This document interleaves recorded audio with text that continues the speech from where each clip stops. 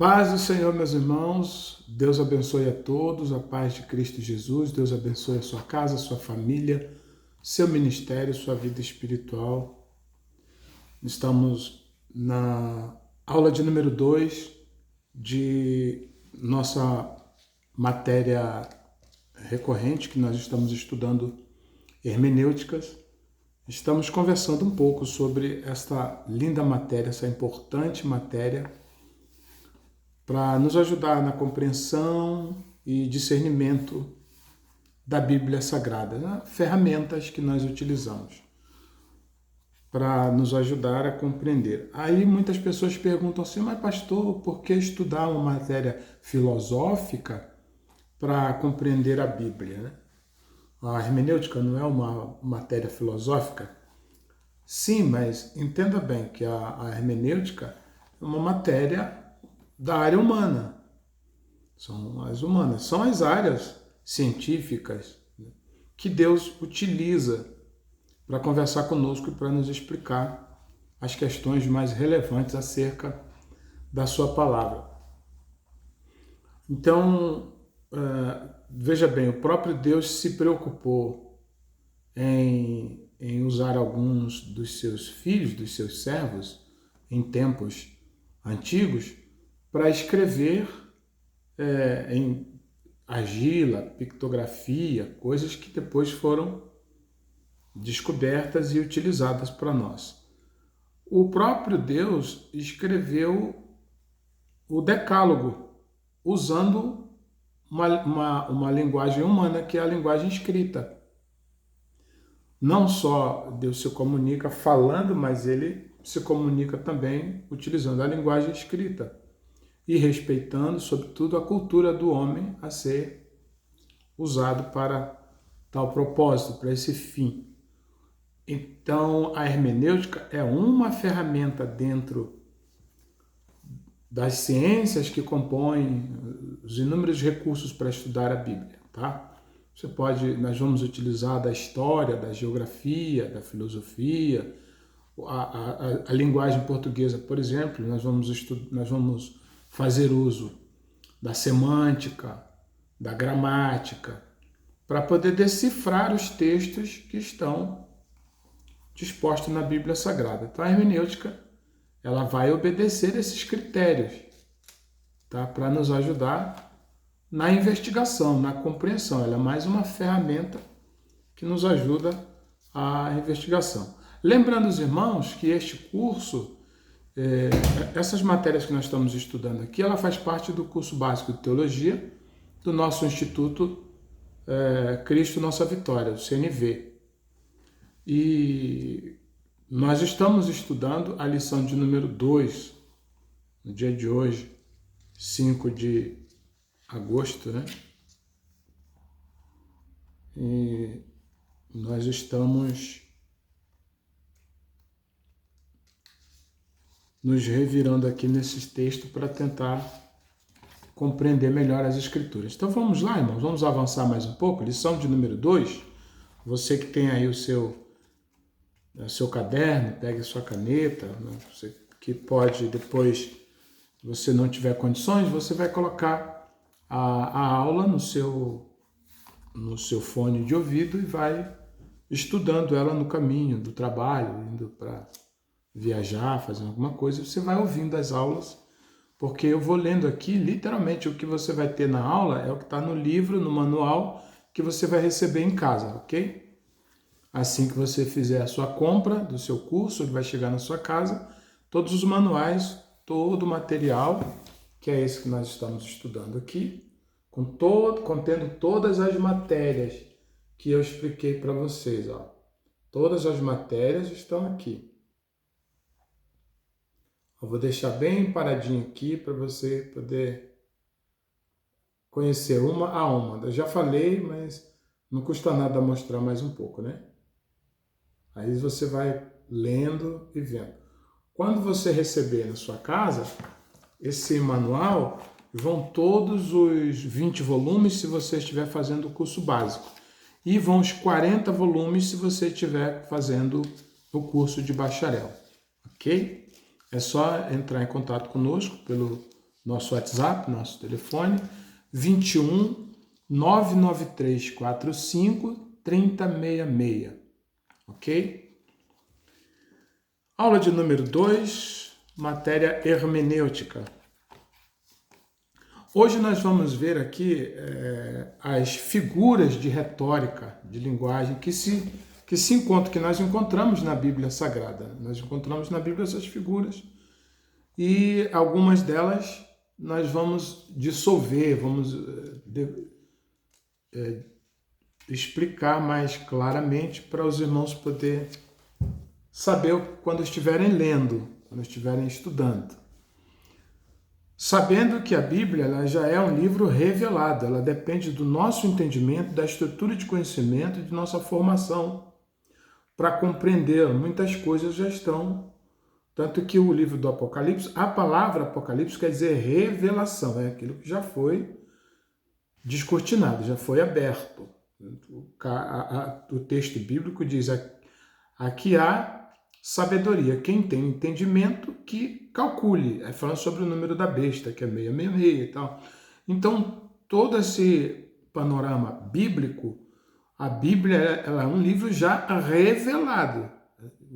A Bíblia já está revelada, ela já é a revelação de Deus para nós, dependendo somente da nossa capacidade de interpretação e a nossa espiritualidade, sem a qual a gente não consegue, porque o Espírito Santo é a chave que abre a Bíblia para você entrar lá dentro. Porque a Bíblia não é um livro histórico, não é um livro como outro qualquer, não é como se você estiver lendo lá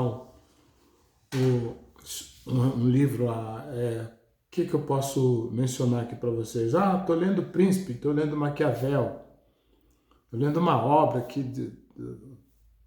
dos Templários. Você leu, terminou a leitura, acabou a investigação. A Bíblia não, ela é um livro vivo. As palavras que estão contidas nela fazem parte de um conjunto de instrução de Deus para nos ensinar, cujos ensinamentos alimentam a nossa fé e a nossa vida espiritual. Então, a Bíblia é viva, o livro é vivo. Só que é o único livro na história da humanidade que não morreu, não morre. É o mais vendido, o mais lido no mundo. Hoje talvez tenha caído o número de leituras em papel, mas se você somar a passagem da Bíblia para os meios eletrônicos, para as Bíblias digitais, ela se multiplicou assustadoramente o número de pessoas que hoje contém a Bíblia na sua vida cotidiana, tá certo? Então é um livro vivo, ela continua alimentando e sustentando os povos em todas as gerações. Agora, sem fé, sem o Espírito, sem a presença de Deus, estudá-la como um livro comum, como qualquer outro livro, aí você não consegue entender mesmo. Com a fé, com o uso da fé, tendo conhecimento da revelação, nós já temos muita dificuldade.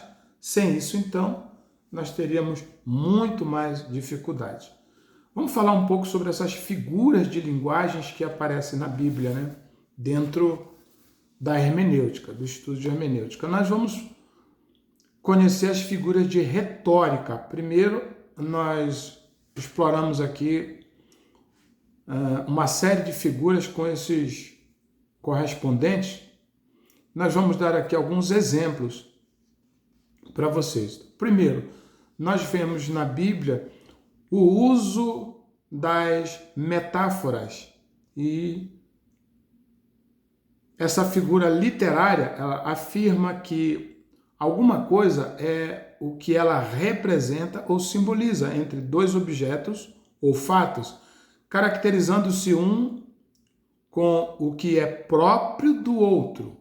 Exemplo, ao dizer Jesus, eu sou a videira verdadeira, Jesus caracterizou-se com o que é próprio e essencial da videira. Um pé de uva, né? A videira verdadeira, pé de uva. Ao dizer aos discípulos, vós sois as varas.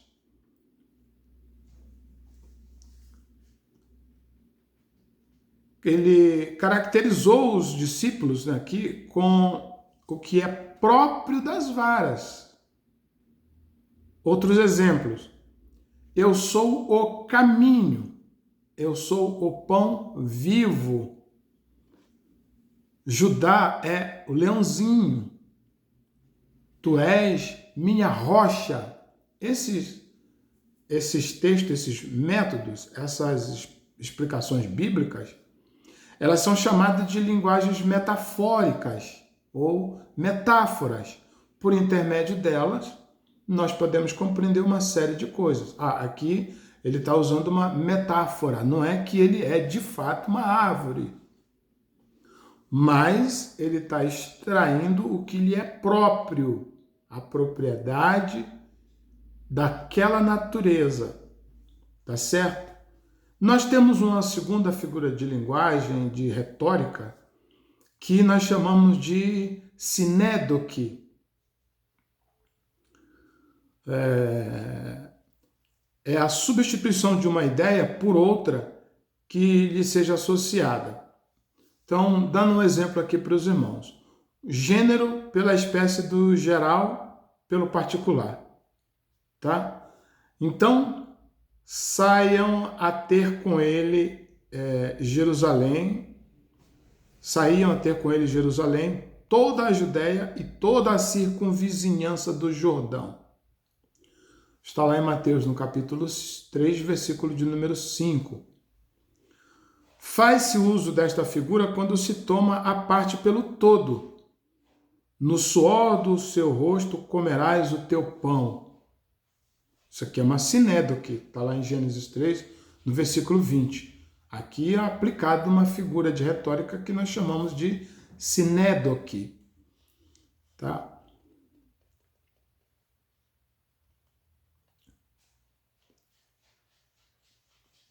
Ou quando nós tomamos o todo por uma parte. Eis, por exemplo, quando ele diz aqui, és pó e ao pó tornarás. Lá em Gênesis capítulo 3, verso 19. O plural pelo singular, o gênero pela espécie e vice-versa. Por exemplo, nós encontramos isso lá no Salmo 16, no versículo 9, e em 1 Coríntios, no capítulo 11, verso 26.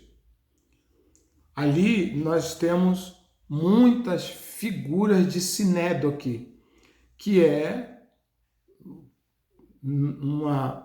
uma figura da retórica que nós podemos entender melhor sabendo o que é uma figura de linguagem, quais são as suas figuras de linguagem dentro do estudo da hermenêutica para compreender melhor os textos bíblicos. A terceira figura é a metonímia.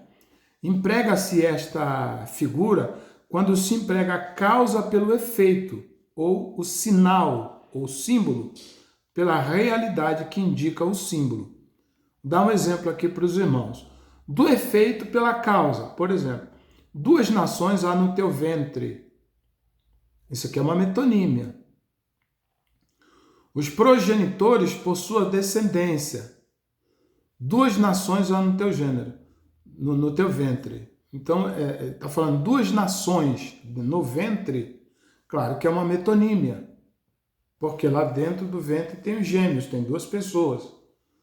Aí, dali vai sair o quê? 2 nações, 2 povos. Então, essa é uma figura de linguagem muito utilizada pela Bíblia, e nós chamamos isso na hermenêutica de metonímia. Emprega a causa pelo efeito. Eles têm Moisés e os profetas. Lá em Lucas no 16, capítulo 16, verso 29. O Senhor está dialogando, está fazendo uma exposição da palavra e contando uma parábola, que é outra figura de linguagem. E ele diz, então, se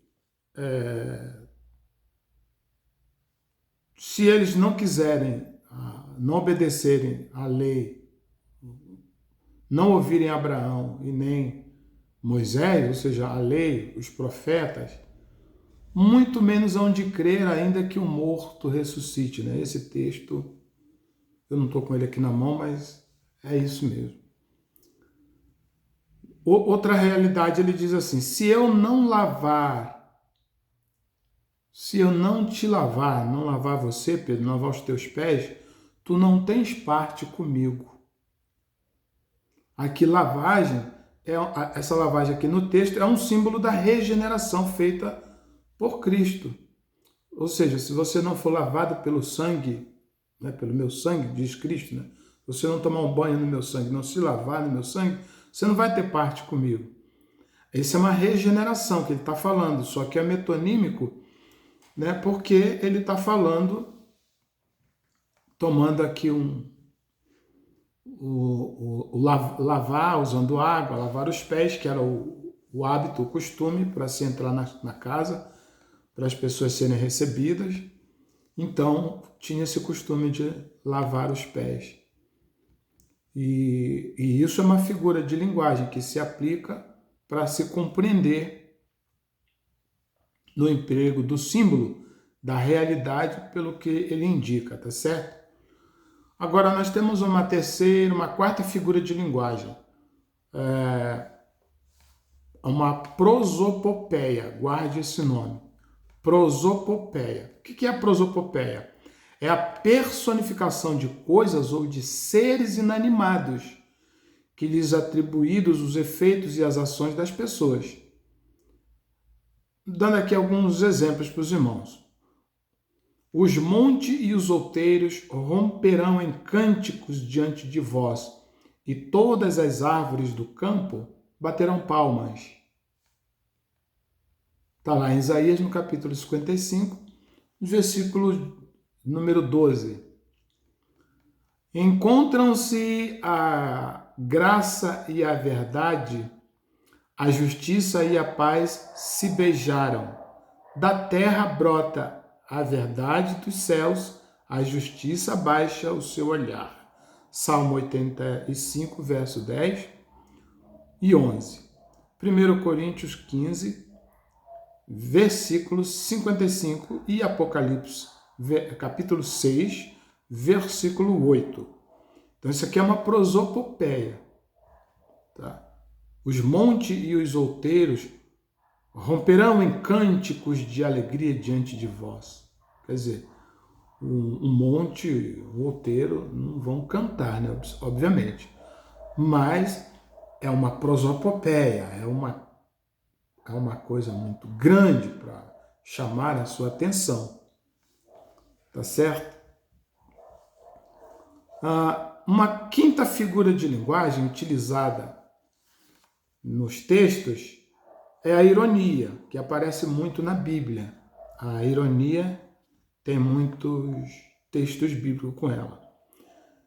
Faz-se uso desta figura quando se expressa o contrário do que se quer dizer, porém, sempre de tal modo que se faz ressaltar o sentido verdadeiro.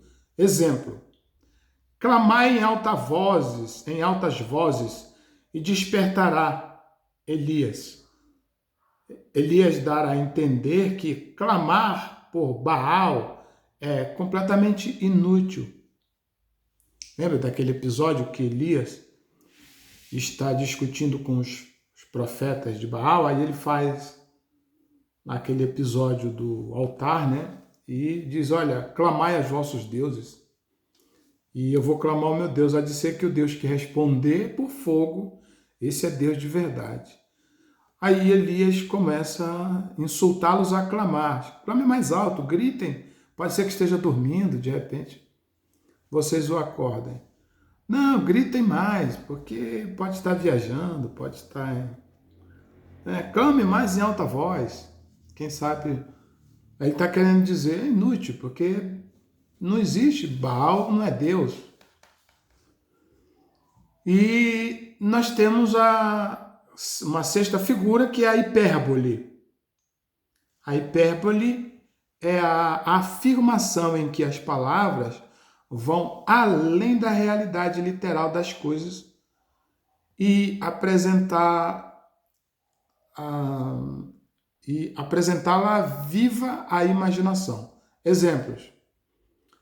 Vimos ali gigantes e éramos aos seus próprios olhos como gafanhotos. Então, as cidades são grandes e fortificadas, até os céus. Também é um exagero, não é? É uma hipérbole. Números 13, versículo 33. Nem no mundo inteiro caberiam os livros que seriam escritos. João capítulo 21, versículo 25. Rios de águas correm dos meus olhos, porque não guardam a tua lei. Salmo 119, 136. E Deuteronômio 1, verso 28. Então, a hipérbole é uma linguagem que desperta para o exagero, para aquilo que é extremamente exagerado, né? Dando aqui mais um outro exemplo bem prático, seria como você chegar em casa e dizer: eu estou morto de fome e quero comer. Então, você não está morto, muito menos de fome, né? Então, é um exagero, é uma hipérbole. A sétima figura de linguagem que nós vamos trabalhar aqui dentro da hermenêutica é a alegoria. É uma figura retórica que geralmente consta de várias metáforas unidas, representando cada uma delas a realidade correspondente. Exemplo, eu sou o pão vivo que desceu do céu. Se alguém dele comer, viverá eternamente. E o pão que eu darei pela vida do mundo é a minha carne.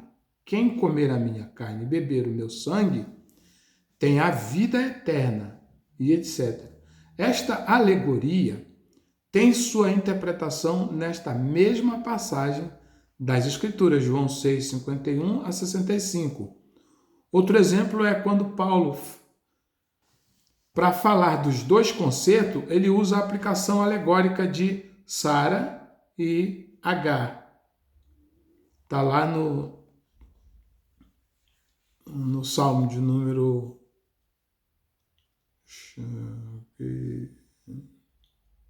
80.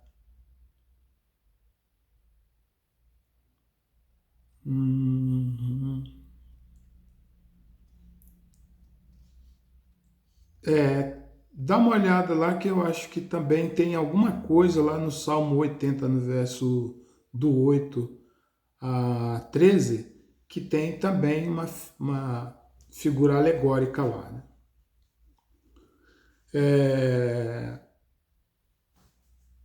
A oitava figura de linguagem é a fábula. É uma alegoria histórica na qual um fato ou uma circunstância se expõe em forma de narração mediante a personificação de coisas ou de animais. Por exemplo, o cardo que está no Líbano mandou dizer ao cedro que lá está: da tua filha por mulher a meu filho. Mas os animais do campo que estavam no Líbano passaram e pisaram o cardo. 2 Reis 14, verso 9.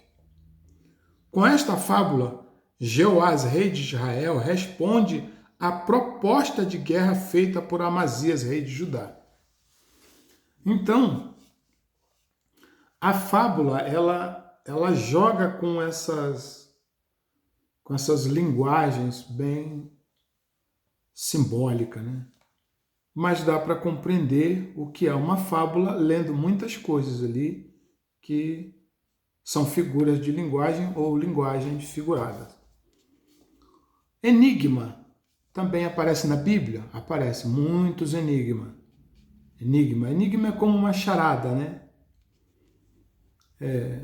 Eu ia falar aqui algumas coisas da época do Batman, né? Mas eu nem vou falar não, senão as pessoas vão dizer que eu sou muito velho, muito antigo, né? Mas sou, mas não tanto. Então vamos lá. O enigma é a enunciação de uma ideia em linguagem difícil de entender. Não é do domínio geral das escrituras. Apenas temos enigma propriamente dito no caso de Sansão com os filisteus. Do comedor saiu comida e do forte saiu doçura. Juízes 14, verso 14. Então, enigma também tem na Bíblia, né? Tipo, vamos entender, porque nós temos o tipo e o antitipo, né? Vamos ver aqui o tipo. É a representação de pessoas ou coisas que têm ligação futura na esfera espiritual ou religiosa por meio de transações, pessoas ou coisas do mundo material que tenham com ela certas correlações de analogias ou mesmo de contraste. Muitos abusos têm sido cometidos na interpretação de muitas coisas que parecem típicas do Antigo Testamento. Como forma de ajuda para que se evitem tais abusos, aconselhamos a fazer o seguinte. Primeiro, aceite como tipo o que, como tal, é aceito no Novo Testamento.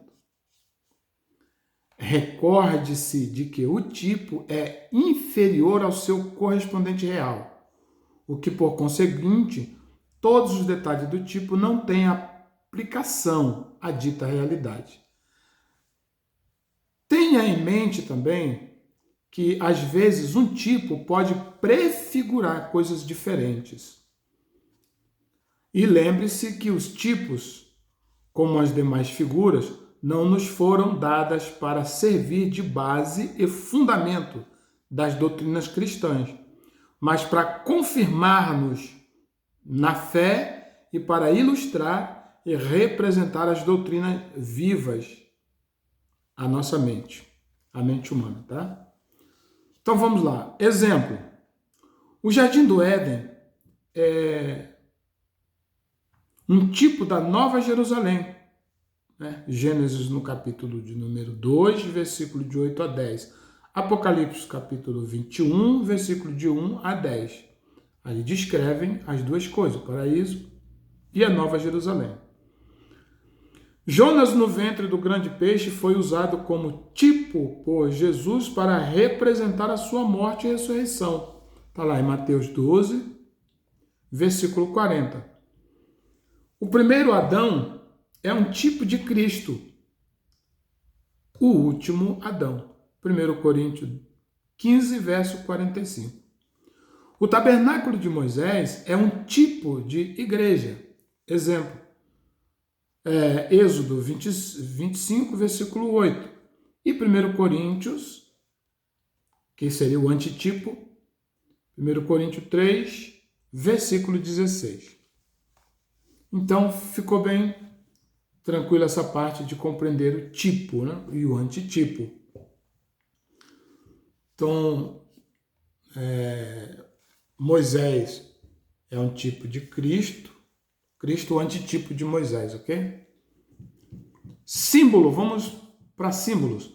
O símbolo representa alguma coisa ou algum fato por meio de outra coisa, ou fato familiar, que se considera a propósito para servir de semelhança ou representação. Os símbolos nas Escrituras às vezes têm mais de um significado. Por exemplo, Jesus é chamado de o leão da tribo de Judá, enquanto que Pedro compara o diabo, em sua fúria devoradora, a um leão que ruge procurando a quem possa tragar. Note, porém, que o aspecto do leão que figura o Senhor Jesus é apenas a natureza forte e real do animal. A própria declaração bíblica mostra a diferença na aplicação do símbolo aqui. Cristo é chamado de leão da tribo de Judá, ao passo que o diabo vem como leão. Tá? Por que leão da tribo de Judá, pastor? Porque a tribo de Judá, ela tinha na sua bandeira, todas as tribos têm uma bandeira, todo país, toda nação tem uma bandeira. Então, quando eles foram separados por tribo na caminhada, na diáspora, rumo a Canaã, eles foram, à medida em que eles foram organizando-se como nação, as tribos foram se organizando, então, nessa organização, cada tribo escolheu uma bandeira, uma cor, alguma coisa, um símbolo, para representar sua bandeira, para representar sua tribo. Então, Judá desenhou um leão na bandeira e, portanto, o leão passou a ser o símbolo de Judá. Até era uma profecia de seu pai, né? E foi colocado assim para que fosse identificada cada símbolo, cada bandeira contendo o seu símbolo. Hoje existem as famílias que têm o brasão das famílias, cada família tem um brasão, né? Escolhe lá um brasão para simbolizar a sua família. E assim sucessivamente. Então, essa coisa dos símbolos, elas são importantes para você poder entender na Bíblia qual tipo de linguagem que a Bíblia está exprimindo, para você poder extrair daí o conteúdo para a sua mensagem, para o seu ensino, saber do que se trata cada uma dessas coisas, tá? Vamos ver aqui como que esses símbolos se dividem, como que eles se formam, como que eles se misturam. Então nós temos aqui, entre as diferentes classes de símbolos na Bíblia, nós destacaremos aqui apenas as seguintes. Árvores. O que a árvore simboliza, né? Símbolo da graça de Deus e da vida eterna. Então, árvore. Quando Deus preparou um lugar para a habitação do primeiro casal, chamado Jardim do Éden, pôs ali a árvore da vida e a árvore da ciência do bem e do mal, do conhecimento do bem e do mal. Gênesis está lá no capítulo 2, no versículo 9. Eram literalmente árvores, mas representavam necessidades espirituais. Adão, tendo pecado, ficou privado de comer da árvore da vida. Por isso, foi expulso do Éden. A figura da árvore da vida atravessa toda a revelação bíblica. Na restauração do pecador, terá ele direito a comer do seu fruto. Numa das promessas ao vencedor, né, diz: o Espírito diz expressamente às igrejas: ao que vencer, dar-lhe-ei a comer da árvore da vida que está no meio do paraíso de Deus. Apocalipse 2, versículo 7. E ver também o Apocalipse lá no capítulo 22, no versículo 2, que também reforça lá esta mensagem. As duas árvores também simbolizam homens, né? Árvores também podem simbolizar homens. Jesus Cristo, falando de falsos profetas, diz: assim toda árvore boa produz bons frutos, e toda árvore má produz frutos maus. Toda árvore que não dá bom fruto, corta-se e lança no fogo. Mateus 7, verso 15 ao 19. E Mateus, capítulo de número 3, versículo 10. Árvores são símbolos dos que obedecem. Então, está escrito no Salmo 1, versículo 3, né? Os justos são comparados às árvores, a fim de que se chamem árvore de justiça, plantação do Senhor. Isaías 61, 3, na parte B. Quem faz a vontade de Deus é como árvore plantada junto a ribeiro de água, a qual dá o seu fruto na estação própria, cujas folhagens não caem, e tudo quanto fizer prosperará. É o que eu repeti, né? Eu falei lá para você, o Salmo 1 e o versículo de número 3, tá? as três árvores que representam Israel. Estas três árvores aparecem no cântico de Abacuque.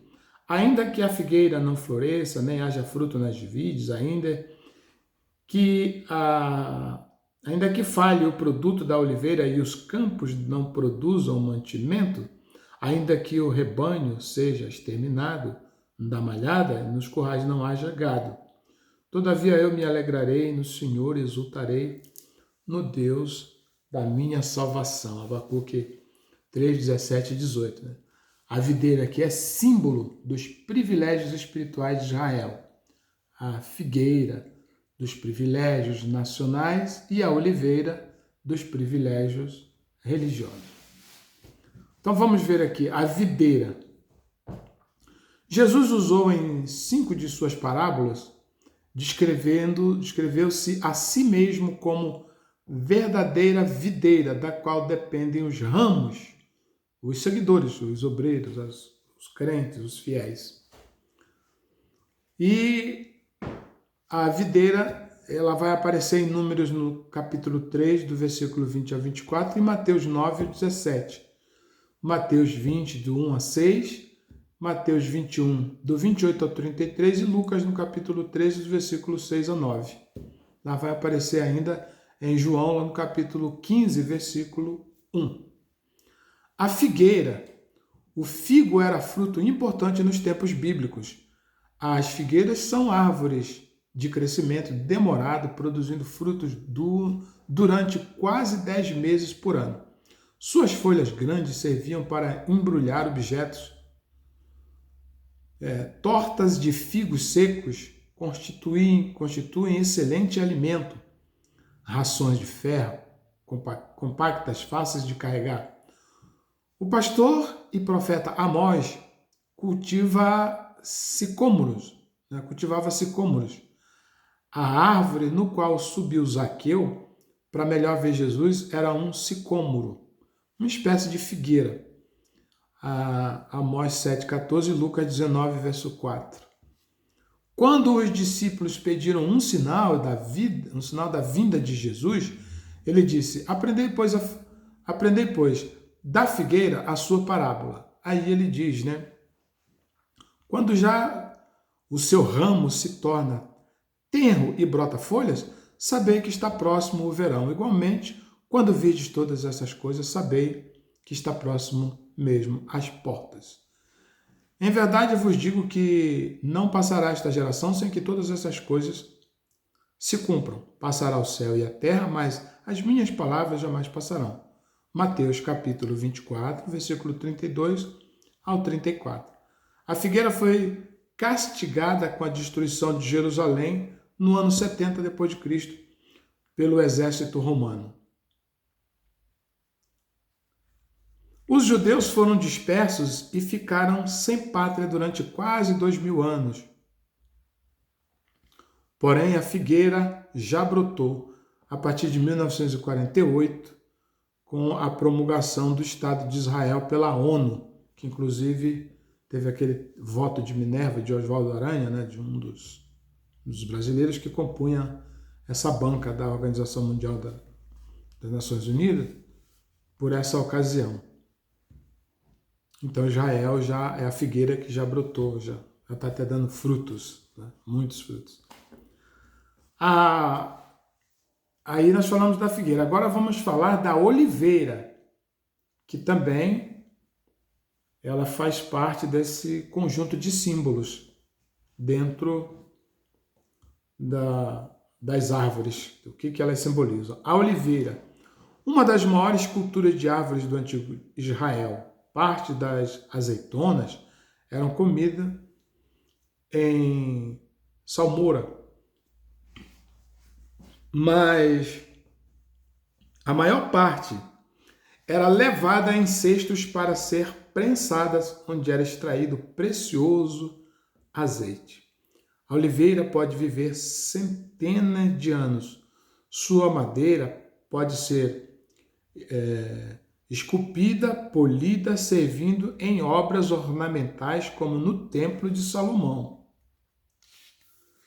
Para os pregadores, né, o pessoal gosta muito de utilizar dessa figura de linguagem, né, utilizando a oliveira e a prensa de azeite, né, para explicar como o azeite é extraído, o processo de refino, para ele chegar a ser aquele primeiro azeite, né, a primeira tiragem do azeite, azeite bom, era usado para alimentar o candeeiro, por exemplo, né, o candelabro no tabernáculo.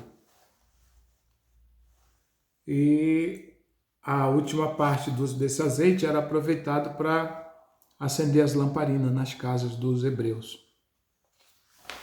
Então, a oliveira é muito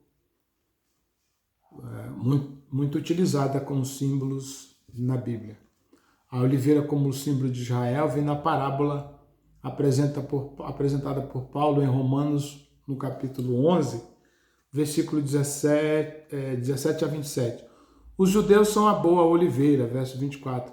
Os gentios é oliveira brava, ou zambujeiro, versículo 17. Foram quebrados alguns ramos da boa oliveira e enxertado os da oliveira brava, ou seja, os gentios. Tá? O versículo 19. Esse processo se faz muito em árvores, em vários tipos. Os agricultores, eles costumam fazer a incisão, né? Um pequeno corte, enxerta ali uma outra árvore, um outro ramo, e ali aquela árvore até vai produzir outros frutos numa mesma árvore com coisas enxertadas, né? Com outra árvore enxertada. Ela vai produzir. Vamos ver nas figuras de linguagem, vamos analisar em símbolos os números, o que são os números que representam os números na Bíblia Sagrada. Primeiro, o número 1, ele representa uma unidade, o número de Deus, a causa, a origem, a identidade, né? Como o cardinal indica unidade e como o ordinal significa primazia. Deus é a primeira causa independente de tudo. Há um só Deus, um só mediador entre Deus e o homem. 1 Timóteo 2, versículo 5. Um representa a unidade real, o Deus único. Como não tem dois deuses, o um representa a divindade, né? A causa primária. Número 2 representa a divisão, contraste, uma dependência. 2 é o número mais usado na Bíblia. O hebraico tem singular, tem um plural. O dual indica 2, mas somente quando se completam. Como no corpo, os 2 braços, os 2 pés, as 2 mãos, os 2 olhos, os 2 ouvidos. Como na criação há luz e trevas, no mundo há terra e água, no tempo, dia e noite, na eternidade, salvos e perdidos. Jesus mandou os discípulos a saírem de 2 em 2. Então, o número 2, ele tem essa dependência, mas já representa uma divisão. O número 3 representa o número de Deus, a plenitude na unidade. O número 3 reúne as experiências da vida, princípio, meio e fim, pai, mãe, filho, céu, terra e mar. Manhã, meio-dia e tarde. Na Bíblia houve 3 filhos de Noé, 3 filhos de Levi, 3 amigos de Jó, 3 companheiros de Daniel. O tabernáculo tinha pátio, santo e o lugar santíssimo. Representam o homem em 3 dimensões: espírito, alma e corpo. 4. O número 4 é o número de governo do mundo. Representa um governo humano. Então, por exemplo, há 4 estações no ano, há 4 pontes cardeais, há 4 pontos cardeais, né? Há 4 ventos, está lá em Jeremias 49, no versículo 36, no Ezequiel 37, no versículo 9. Nas visões de Zacarias, há 4 cavaleiros, 4 ferreiros, 4 chifres, 4 carros e etc. O número 4 tem muitas coisas que são representadas por esse número 4. Os 4 evangelhos, né? etc. 5 representa a graça de Deus protegendo o seu povo. Pode significar também a oportunidade para perceber o mundo exterior. Deus nos deu 5 sentidos, as mãos e os pés. Cada um termina com 5 dedos. O primeiro dos servos da parábola dos talentos recebeu 5 talentos para negociar com eles. Mateus 25, lá no versículo 25 também. Pode representar também a oportunidade perdida. O rico tinha 5 irmãos e quando estava na condenação desejava evangelizá-los. Não foi possível. A oportunidade tinha passado aí já então. Você lê essa parábola, está em Lucas 16, né? Versículo 28. Vamos para o número 6. 6, o número do homem, está relacionado com o trabalho. 6 dias trabalharás. Né? Êxodo 20, verso 9. O mundo foi criado em 6 dias. O homem foi criado no 6º dia. Por mais que o homem se esforce, nunca chegará à perfeição, que a perfeição é representada pelo número 7. O homem não vai alcançar. O gigante Golias tinha 6 côvados de altura e sua lança pesava 600 ciclos de ferro. 1 Samuel 17, versículo 4, 1 a 7. A estatura de Nabucodonosor tinha 60 côvados de altura e 6 de largura. Daniel 3, verso 1. Golias e Nabucodonosor são precursores do anticristo, cujo número é 666. Lá em Apocalipse, capítulo 13 e no versículo de número 18. Vamos para o número 7. O número 7 é o número da perfeição. Número sagrado do pacto de Deus para com o homem. 3 é o número de Deus, 4 o número do mundo. O pacto de Deus veio por meio de Jesus. Deus mais homem, 3 mais 4, representa 7, né? Então, o número de Deus está representado pelo 7. Só no livro de Gênesis tem mais de 50 vezes o número 7 e no Apocalipse tem mais de 40 vezes o número 7. Para vocês verem como o número 7 é tão importante. Observem isso lá, tá, pessoal? 8. 8 pode ser entendido como 7 mais 1. É o número do Senhor Jesus que simboliza a ressurreição. A ressurreição de Jesus foi no primeiro dia da semana, cumprindo o simbolismo da oferta de primícias. 1 Coríntios 15, verso 20, que era ao seguinte dia do sábado. Não, dia seguinte ao sábado. Sábado é o 7º. Então, Levítico capítulo 23, versículo 1. Depois do 7º dia da lei veio o 8º da graça. 9. Este número é o último dos dígitos, marca o fim ou a conclusão de todas as coisas. É relacionado com o julgamento do homem e de suas obras. Jesus usou a parábola, Jesus usou a palavra 9 sobre os negligentes. 10 leprosos foram curados. Só um voltou para agradecer. Jesus perguntou: onde estão os 9? Lucas 17, versículo 17. No Sermão das Bem-aventuranças, Jesus pronunciou 9 bem-aventuranças. Mateus 5, versículo 22. Então vamos para o 10.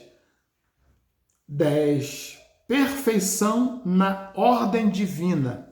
A plenitude humana simboliza a capacidade de nadar e trabalhar, figurada nos 10 dedos das mãos e dos pés. A Bíblia fala de 10 mandamentos da lei. Êxodo 20, Êxodo capítulo 20, versículo de 1 a 11. As 10 pragas no Egito, que foram colocadas lá em Êxodo também capítulo 7, lá no versículo 12. O 11, se 10 é a perfeição na ordem divina, 11 é um acréscimo a isto. Então é subversivo, desfazer a ordem. Se 12 é a perfeição no governo divino, o 11 diminui e estraga. Assim, 10 mais 1 ou 12 menos 1 é o número que traduz desordem e desorganização. Vejamos. O 11 aqui na perspectiva bíblica. O banquete que José deu a seus irmãos, Gênesis 43, versículo 33. É tipo do reino glorioso de Israel. Ali José conheceu os 11 irmãos e colocou-os em ordem por idade. Na restauração, o Messias reconhecerá cada tribo e estabelecerá o seu reino, que será a harmonia dos planos de Deus. Há também um sentido especial no número 11 na palavra de Deus em relação à nossa união com Ele. Exemplo. O exemplo está em Êxodo, no capítulo de número 26, do versículo 36. Tá? Vamos lá para o número 12. Número 12, do povo de Deus. O número do povo de Deus, a administração e o governo de Deus, que aqui acontece no mundo natural, né? Os 12 meses do ano, as 12 horas do dia, na organização religiosa, as 12 tribos de Israel, o povo de Deus no Antigo Testamento, os 12 apóstolos, o povo de Deus no Novo Testamento. Em Apocalipse, a Nova Jerusalém tinha um muro com 12 portas, e nas 12 portas, 12 anjos, e os nomes das 12 tribos de Israel estavam lá. O muro tinha 12 fundamentos com os nomes dos 12 apóstolos. As portas eram de 12 pérolas. As portas eram 12 pérolas. A cidade foi medida e ela media 12.000 estádios. Apocalipse no 21, verso 10 a 21. A árvore da vida produz 12 frutos, de acordo com os 12 meses do ano. Então, aqui nós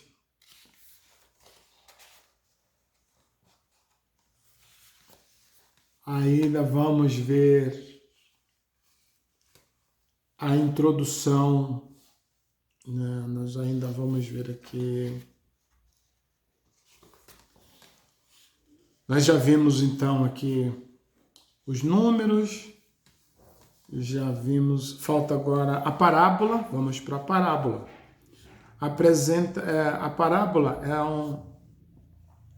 apresentada sob uma forma de narração, relatando fatos naturais ou acontecimentos possíveis, sempre com o objetivo de ilustrar uma ou várias verdades importantes. Por exemplo, o semeador de Mateus 13, versículo 3 a 8. A ovelha perdida e a dracma perdida e o filho pródigo de Lucas 15, tá certo? Temos uma outra figura de linguagem que é a símile, que a parábola é bem conhecida dos irmãos, né? Os alunos já estão familiarizados com a parábola.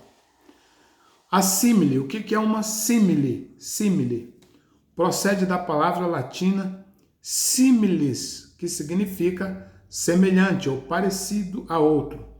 É uma analogia, comparação de coisas semelhantes. Exemplo: pois quando o céu se alteia acima da terra, assim do mesmo modo, é grande a sua misericórdia para com os que temem. Está no Salmo 103, no versículo 11. Então isso é uma símile. Como um pai se compadece de seus filhos, assim o Senhor se compadece dos que o temem. Tá? É semelhança. Símile é a ideia de semelhança. Assim como, igual, né? Igualmente. A interrogação, nem precisava ler isso aqui, né, irmãos? Mas somente quando a pergunta encerra uma conclusão, evidente é que uma figura literária. Interrogação é uma figura pela qual o orador se dirige ao seu interlocutor, ou adversário, ou ao público, num tom de pergunta, sabendo de antemão que ninguém vai responder. Exemplos: não fará justiça ao juiz de toda a terra? É uma pergunta que está em Gênesis 18, no versículo 25. Não são todos eles espíritos ministradores enviados para o serviço a favor dos que hão de herdar a salvação? É uma interrogação. É uma pergunta de retórica, tá? Uma pergunta retórica. Ela não necessita de resposta, não é necessário responder. Aí, nesse caso, se aplica a interrogação dentro do texto. Vamos ver agora uma outra figura chamada apóstrofe. O vocábulo indica que o orador se volve de seus ouvintes imediatos para se dirigir a uma pessoa ou coisa ausente ou imaginária. Vamos dar aqui um exemplo para não ficar muito perdido, que apóstrofe não é apóstolo, é apóstrofe. A espada do Senhor, até quando deixarás de repousar?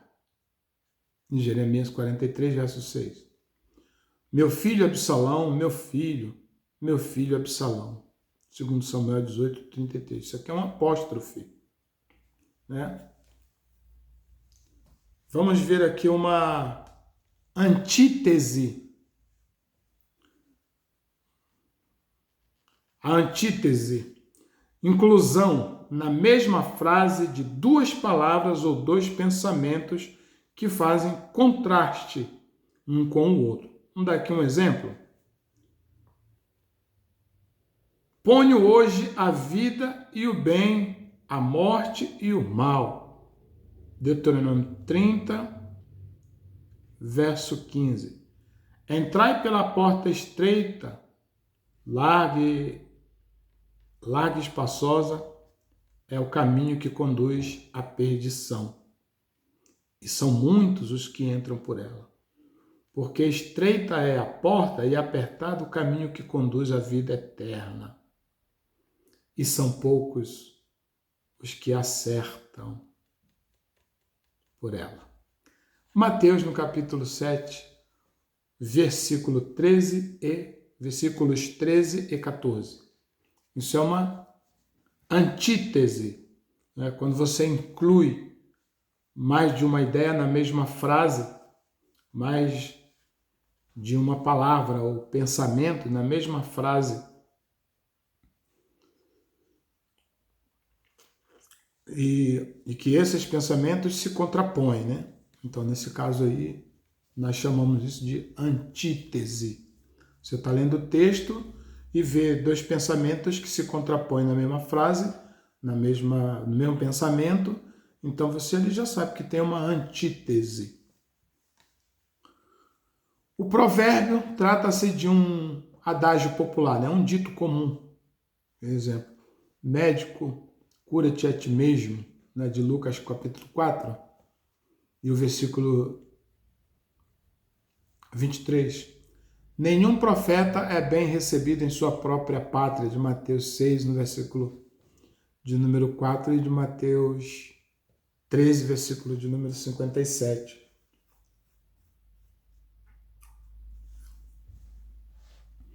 Isso aí é um provérbio, né? Um adágio, por exemplo. Você dizer, profeta não tem honra em sua própria pátria. É um adágio, um provérbio. Vamos ver aqui o que é paradoxo, outra figura de linguagem, né, de retórica. Denomina-se paradoxo uma preposição ou uma declaração oposta à opinião comum. Exemplo. Deixe os mortos a sepultar os seus próprios mortos. Mateus 8, versículo 22. Vocês coam um mosquito, mas engolem um camelo. Mateus capítulo 23, versículo 24. Porque quando sou fraco, então é que sou forte. 2 Coríntios capítulo 12, versículo de número 10. Tá, meus irmãos? Isso aí são paradoxos. Ou seja, né, concluindo, o que nós temos estudado até aqui? Nós temos estudado apenas subsídio para uma boa interpretação mais segura dos textos, para uma leitura mais confortável, de maneira que nenhuma nós queremos substituir o método mais antigo e eficaz que existe. A leitura humilde, regada de oração, jejum e na total dependência do maior intérprete das Escrituras Sagradas, né? Que é o Espírito Santo. Tá bem, meus irmãos? Então, até aqui nós paramos